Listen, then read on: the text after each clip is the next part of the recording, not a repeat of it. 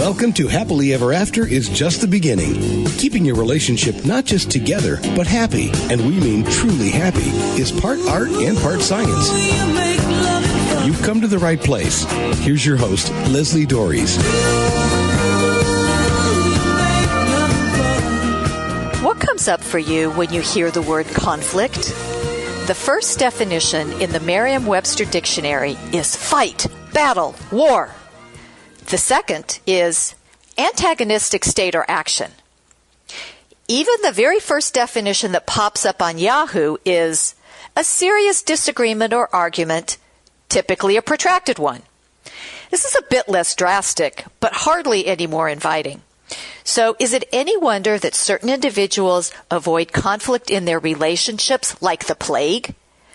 And to be told that not only do all couples, even the happy ones, fight, but that if you don't fight, there's a problem. This only doubles down on the fear. I mean, what other relationship do we have where we are told that fighting is not just healthy, but required? But what if there were another way to look at the inevitable disagreements two people, even two people who love each other dearly, will have?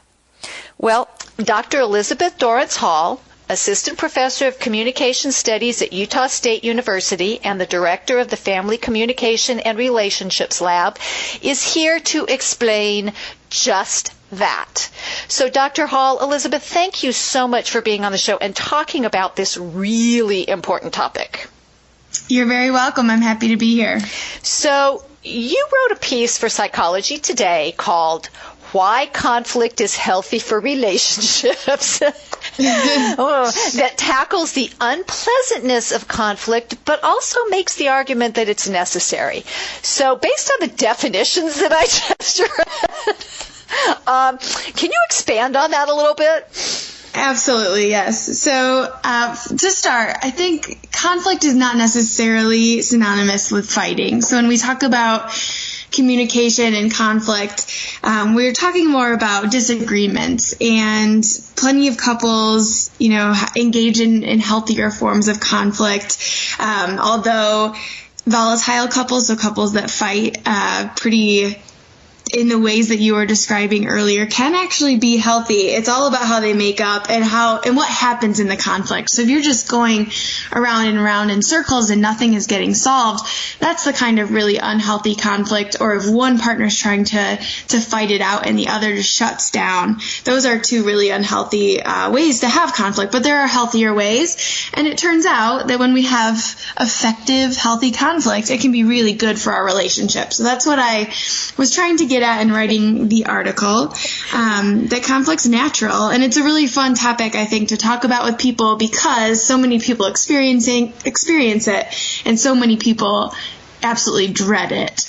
So trying to kind of open the doors and help them see that there are some healthy outcomes can be a really good thing. Well, because, the truth is, and I think we're all lulled into a little bit of false belief usually when we fall in love with our partners, there's not a whole lot of disagreement. There's not a whole lot of anything that could possibly be remotely be considered conflict. It's like, oh, they know everything about me. They can anticipate my every desire. Because, and part of that is because, one, we're spending so much time together.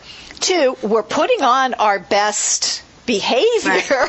Right. That's true. And then three, we have these wonderful neurochemicals that are like coursing through our bodies, which just, make everything look rosy and happy. And then suddenly we come like crashing down.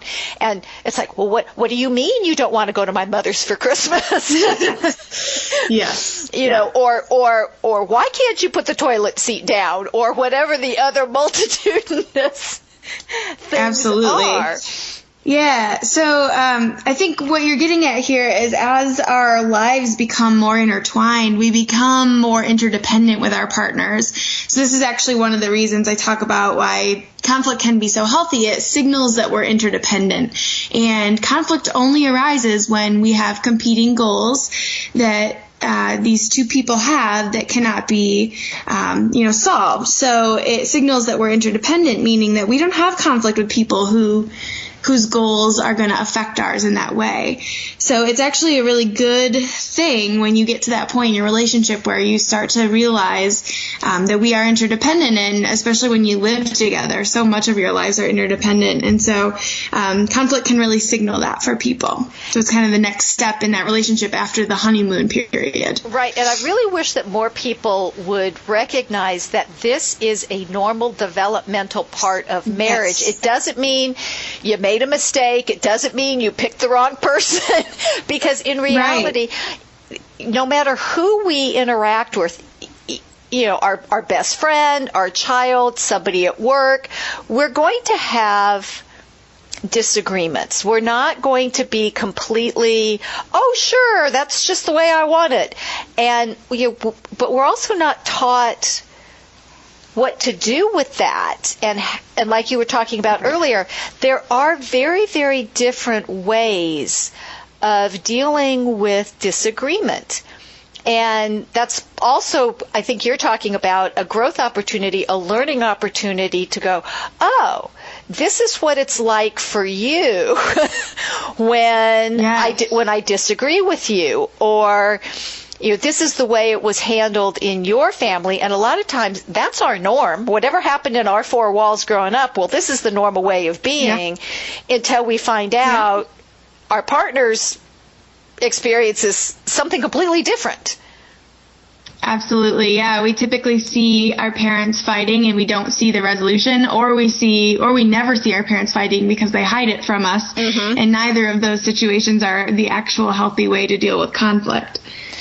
Right, because and as you said before, and I personally don't like the term conflict, and I try not to use it because it has those negative connotations. I prefer talking about disagreements. But it's still all the same thing, and it's trying to give our children or a complete experience of what this means. Because our kids, if you have more than one, there's going to be conflict between the two of them. I don't care how much they love each other. I don't care how much they get along. At some point in time, they're going to be going at each other's, throats. But if they can see that, oh, it's okay to disagree. It's okay. Yeah, it's normal. It's part of being in a relationship. Right. So, and it's such a laden thing, because I think some people do, but I'm not sure everybody really has an understanding of their own response to disagreement. Yeah. And I think that's another place where, because I see this all the time, I see, one person wants to, get in and deal with this and get it over with and get it done. And then the other person's like, whoa, I need to go process. Yes, getting on the same page can be really one of the big challenges for dealing with conflict in healthy ways. So in the article, going back to that, you described 3 things that couples need to know about conflict to shift their idea. You were talking about the negative connotation of conflict, but shifting it from the negative to the beneficial. What are those 3 things? Sure. So the first one actually was what I was talking about before, that conflict signals that we are interdependent, which is really a good step in your relationships as you're trying to build a relationship with someone. But the second one is that conflict signals a need for change, right? So we often think that we're fighting about silly little things, but there's actually something deeper going on, typically. So it provides us with an opportunity to make that change. I have a colleague here, Claire Canfield, who has an excellent TEDx talk on conflict, if anyone wants to look that up. But he talks about conflict as being beautiful and a catalyst for change, which I think is counterintuitive in a lot of ways. But yeah, without conflict, we can get stuck in our old ways. We could be bothered by something, or our partner could be bothered by something that we never even realize because they don't bring it up. So conflict can be really good in that it signals a need for change and then gives us an opportunity to deal with it. The issue comes about when we don't deal with it, or we don't figure out what the conflict is actually about. That is absolutely true, because it's not necessarily about the toilet seat. Right. Or the dishes, right. or, all the common money. I mean, money is a huge thing that couples fight about. And a lot of times I think a lot of these conflicts actually boil down to respect. So is it that you don't respect me or trust me with the finances, or you don't respect the fact that I make dinner for our family every night by helping with the dishes after. So it's a lot of times a lot deeper than just like, it makes me crazy when you leave your ice cream bowl in the sink. Right. It's what the ice cream bowl stands for, not just the fact that it's in the sink. That's exactly right. And that's actually the third one. So conflict isn't always about what it seems to be about at first. It's often this lack of respect or some other threat to our ego, or something that we're, something that someone says that kind of sets off this chain reaction in your mind that makes you start thinking about other things. And then that really confuses your partner, because they're like, well, I didn't say anything about that. Why are you upset about that now? But it's because these issues, especially when we don't attend to them as they come up, they build over time. And then we've got this kind of, in communication, we call it gunny sacking. So you're kind of filling up this sack with all of your complaints, and then they can explode out. And then your partner's like, what has just happened? Right. And then you're whacking your partner upside the head with this sack of stuff you've been collecting, and they're like, whoa, wait, And that's exactly right. Well, I mean, and it is a challenge because, I mean, you talk about the need, that conflict or disagreement can trigger a need for change, and I think that's one of the things that, for me, when I talk to people about marriage, to me it is the biggest biggest challenge in marriage is to recognize that the two of you are different people. You've had different experiences. You have different perceptions, and you're trying to build a life together. So it's kind of like, now what? Yeah. And it's recognizing that it's neither good nor bad. It's an is.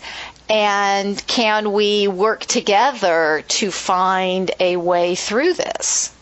Absolutely. Yeah, and really listening to each other and what we actually want and need is so key to being able to work together. Because if you think about, who you were 10 years ago, say you're with your partner for 10 years, you were a different person 10 years ago. People change so much, and you can't always expect your partner to change with you in the exact same way. So conflict is sometimes necessary to sort of figure out where things are going and how things are different, and kind of meet each other in the middle. And I think that's a really, really good point. This is Happily Ever After is just the beginning on webtalkradio.net. I'm Leslie Dories, and I'm having a critical discussion about conflict in relationships with Dr. Elizabeth Dorrance Hall. She's the Assistant Professor of Communication Studies and the Director of the Family Communication and Relationships Lab at Utah State University. So if you're finding that conflict is a problem in your relationship, there's too much, what if you tries to avoid it, whatever, I encourage you to take a moment and send me an email or give me a phone call and take advantage of my free, no obligation, Create Your Happily Ever After breakthrough session. You can reach me at area code 919-924-0463. That's 919-924-0463. Or by email at Leslie, Lesli, at foundationscoachingnc.com. That's FOUNDATIONS, coaching, N as in Nancy, C as in Charlie.com. Because, no matter what term you give it, conflict, disagreement, whatever, it's going to happen. And the best way to deal with it is to learn how. So with that in mind, I'm getting back to the conversation with Dr. Hall Elizabeth and talking about how you can change conflict from being a negative to something to being beneficial. And so when you talk about this in your article and talking about it being seen as beneficial, you bring in the concept of something called conscious communication. So what is that, and why is it important? Yeah, so to me, conscious communication is really connecting with our conversational partners. So we do a lot, especially with technology today, we do a lot of mindless or unconscious communication with other people. So this is really kind of focusing back on what's important, being fully present when we're with them, really listening. I actually just wrote another piece for Psychology Today about mindful listening that you and your listeners could check out. And validating others as a fellow human worthy of your time and attention. And that might sound crazy, like that you don't need to do that with your partner. Obviously, that's someone you love. But it is, because so often we're focused on work, we're looking at our laptops, our emails, our phones, and the message we're sending, whether we mean to or not, is that that person is not worthy of our time, even if that's the opposite message we mean to be sending. So really focusing on what they're saying and being cognizant of our own message when we're paying attention or not really makes a big difference. So it's all about doing things with a much more conscious attitude, thinking about what it means and what it's saying to the other person. And and you bring up something really interesting about the electronic communication, because even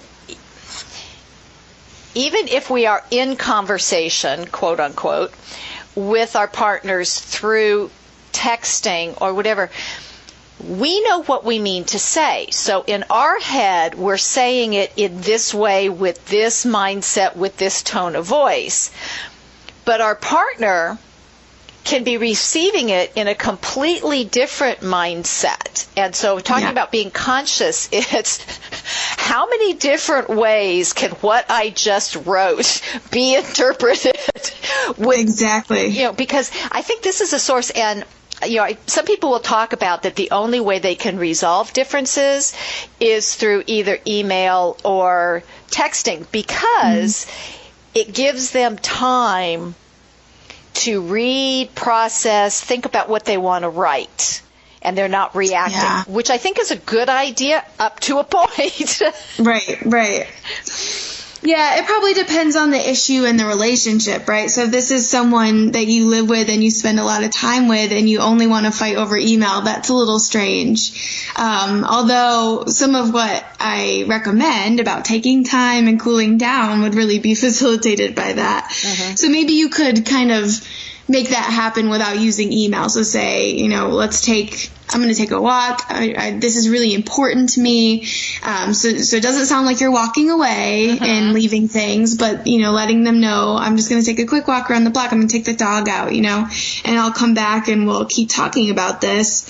I think part of communicating consciously and being in conflict consciously is all about being vulnerable. So a lot of times we like to put up these walls, we're feeling attacked, but the way to cut through the fact that this argument is not about the ice cream dish, it's actually about something deeper, is being vulnerable yourself, because you can't make your partner be vulnerable, but you can offer that up and hope that it's matched. And we know that people who, when you're building relationships, especially when you disclose something, that invites the other person to feel safe enough to disclose as well. So that is a kind of a communication strategy that we can use, is if we offer up our own vulnerabilities, especially if it's someone that loves you and you love them, hopefully they'll recognize what you're doing and, offer up their own and really let you into their head and let them know the real reasons that they're upset when you really let them know the real reasons you're upset. And then you can try to see the issue from your partner's point of view. So we've heard this a million times, try to, be in the shoes of the other person. But that's really hard, especially if you don't know what's going on in their head. And we think we know our partner so well, but a lot of times the reason there's conflict is because there's something we don't know. So, trying to make a safe space where you can both share is really important.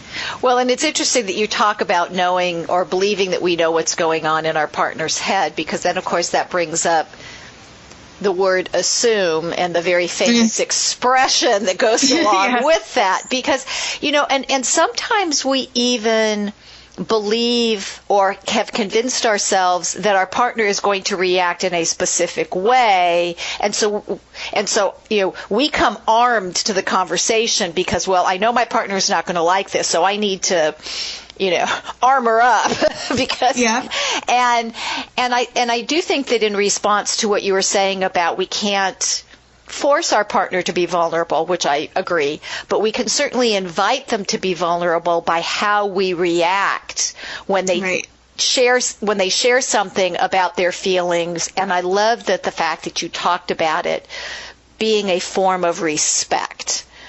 Yes. Because the fact that you experience this interaction differently than I do, for me is a given, but not for a lot of people. And it's respectful to say, I understand that this is the way that you're taking this. And by the way, when I say that, it doesn't necessarily mean I agree with you. It just means I'm acknowledging it. Right. It's validating that their feelings and what they're going through is valid and human and worth your time and your energy. And, and I've had this conversation before, because my viewpoint is that while having good communication skills isn't going to be, it's not the magic pill for a marriage or a relationship, but if you don't have good communication skills, the rest is a lot harder. So I've talked about this a lot, and I keep having people on because I'm just hoping that somebody will say it differently and people go, oh, yeah. But this idea of slowing down, taking a break, getting our brains involved, all sounds really good. But how the heck do you do that when you're like all head up in the heat of the moment and I'm just really upset? Yeah, it's hard. I mean, I teach this for a living and I research this, and when I'm in my own conflict in my relationship, I just have to try and remind myself of all of these things, because when you're in the moment, your hot system is engaged. You're not thinking very rationally. You're thinking, you're upset, you're hurt, and it's painful. We're reactive and quick to respond when everything we've learned is to slow down and take your time and think about what you're saying and think about the other person. So I think there's a couple things we can do. One is our awareness of that cool system that we want to be in. So that when we're in that cool system and we understand the importance of it, we can be much more mindful of what we're saying and what our partner is trying to say to us. So taking that dog walk or whatever you can do to kind of cool down. Also, like I've been saying, don't assume you know why your partner's saying what they're saying. Ask good questions. So trying to think of powerful, useful questions that can get at the deeper meaning or get that vulnerability out there and make them feel comfortable to be vulnerable as well. Yeah, I use 2 points. I always recommend being curious or being confused. Okay. It's like take a position of, I'm really curious about this, or, I'm confused about something. Can you help me understand? And then I think that's kind of okay, as opposed to, why do you think that? Yeah, exactly. Without trying to interpret it for them. I think that's a dangerous thing we can do, is say like, oh, you mean this. That's not letting them have the space to tell you what's really going on. That's you interpreting their feelings for them, which can be even more painful. Right, and even more disrespectful. No, you don't feel that way. Excuse me. Yes, I do. Yes, and then I think just the last point I have about that is that we have to be motivated to do this. This is not easy. So it's easy to get into conflict and just yell at your partner and bring up all the terrible things they've done before. It is way harder to be careful and intentional and conscious in the way that you communicate. So all of this is great to know, but it's only knowledge until you're motivated to put it into action. So make sure that you think about all the reasons why it's important to take these steps for your relationship. Which is why it's a really good thing to learn it early. We can learn it at any point, but I think learning it early makes it a little bit more likely that it will continue. But because here's something that I run into all the time. What if I'm the person and I'm practicing all these skills and I'm consciously communicating and I'm really being careful, but my partner or I decide that now is not a good time. I need to go take the dog for a walk. What if my partner keeps going? What do I do then? That's a good question. I think you can only change yourself. There's no way you can get your partner to, you could teach all of this to your partner. I'm not sure what kind of effects that would have. My husband, being married to a communication professor is an interesting case. So he knows a lot of this, but, Yeah, I think you just have to do as much as you can and show that respect and hope that respect is reciprocated. And if it's not, maybe the relationship isn't, the healthiest relationship for you, because respect is so important in a relationship. And I think the other thing is understanding that this whole thing is a process. So it's not like the next fight you have, you can just implement all of this and everything's going to be fine. Right. It's going to take a long time. And it's not something you can check off of a to-do list. This is a lifelong, you will always have conflict with people that you love. That's how relationships work. So understanding it's a process and it takes time and is continual is important.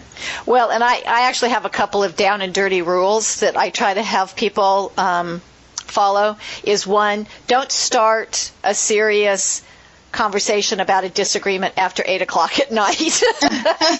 Yeah, that's a good one. And sometimes I recommend people make an appointment. I talk about having a set time once a week where you're going to, this is the time that we bring disagreements to the table, because then I know, okay, 10 o'clock on Saturday morning is the time. So, you pick a time when you're rested and you can be, like you said, be present and not be distracted by whatever's going on. Somebody else, somebody may have had a bad day at work, or they've got a problem at work, or something's gone with the kids, and I'm not prepared to talk about it now. Absolutely, that's a great idea. And I like the idea, although it's probably a little scary for a lot of people when you say that this is a lifelong process. Yeah. No, I want to master it now. And I think that one of the things that people don't realize, and it's why I feel the need to keep talking about this, is the damage that can be done by not learning to do this well. Because it really isn't the dish and the ice cream dish in the sink. It's the fact that I feel disrespected. Right. Or whatever that is. And I think that the respect, and I'm so glad that you mentioned that, because I really do think that is what holds relationships together. A lot of people think that it's love, and I'm all for love, and I think love is fantastic, but I'm not sure you can love somebody without respecting them too. Yeah, absolutely. So is there anything else you'd like to share about this process, about how people can get better at it? I would say, practice as much as you can. Don't be afraid of conflict. I'm a longtime conflict avoider. I really hate watching other people have conflict, especially.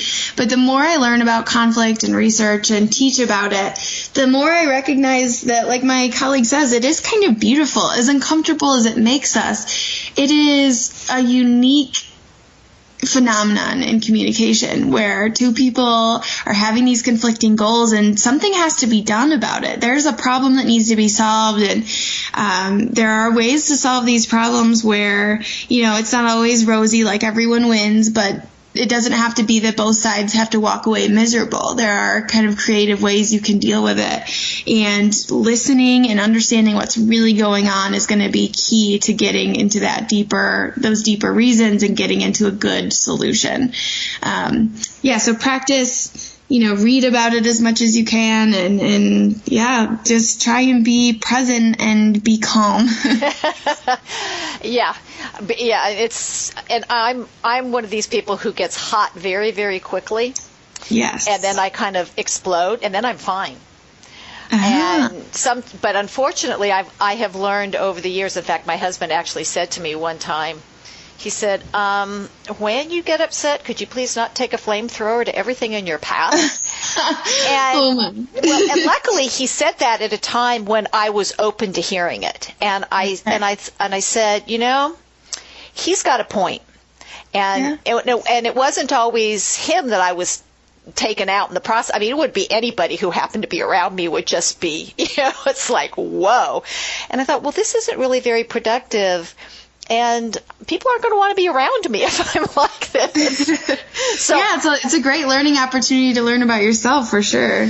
Yeah, sometimes not so great. I mean, I once had an out of body experience, just screaming at my children, kind of like standing outside myself going, okay, Leslie, you know this isn't effective. What are you doing? It's like, stop. So, Yeah. I mean, I just want to let people know that even those of us who know how to do this sometimes fail. So Absolutely, it's like, but we have to, it's like we have to get up on the horse and get back in the game.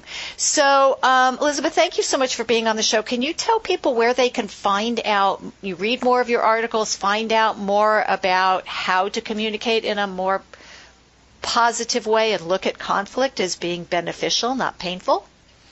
Yes, so you can find me on Psychology Today. I write for a blog there called Conscious Communications. You can search for that or search my name. I'm also on Twitter at @eDoranshall, and you can find me on my website at www.doranshall.com. Terrific. So getting good at communication, at dealing with the inevitable, inescapable differences between any two people is a skill, and it's something that you really can learn and master through practice. So you can either let conflict erode your relationship, or, as we've talked about today, you can approach it from a more positive perspective. So the question is more harmony and understanding in your marriage worth it? I sure hope so. So until next week, stay loving.